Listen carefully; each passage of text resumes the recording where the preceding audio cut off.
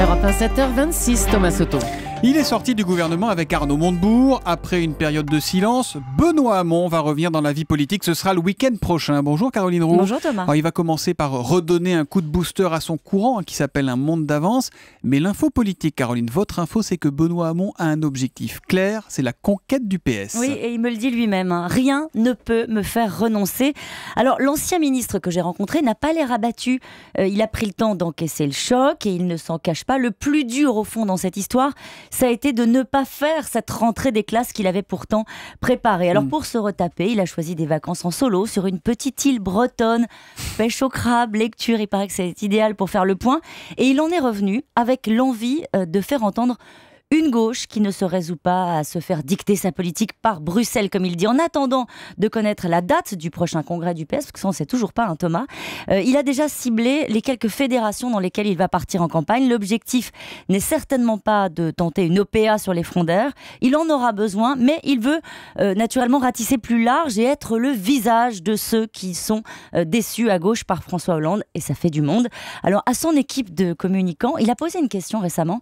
Peut-on être un homme de conviction et être populaire? Il attend toujours la réponse. En attendant la réponse, est-ce qu'il va lui aussi balancer, comme on dit dans un livre? Il écrit ou pas, Benoît Hamon? Non, il écrira sans doute, mais il ne fera pas un livre pour régler ses comptes. Il n'est pas amer vis-à-vis de François Hollande et de Manuel Valls, car il a fait le choix de quitter le gouvernement là où Montebourg a été écarté. Il tient beaucoup à cette explication-là. Ouais. C'est sa version quand même, hein. C'est sa version. C'est sa version. Il garde d'ailleurs un contact avec son camarade d'infortune et assure que l'ancien ministre de l'économie l'encourage dans sa bataille et dans la bataille qu'il entame pour la rue de Solferino.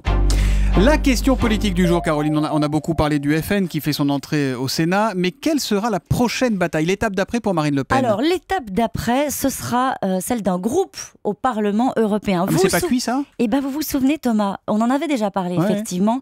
C'était en juin dernier. Marine Le Pen avait alors échoué à réunir les élus de 7 pays différents.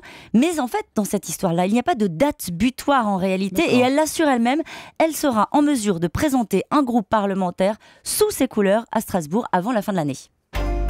Et puis on va en entendre parler, Caroline. Oui, on va en entendre parler. La colère de Nicolas Sarkozy contre la gauche. Un ministre habitué du Parc des Princes raconte: il a toujours été très sympathique avec moi, républicain, ouvert hors caméra.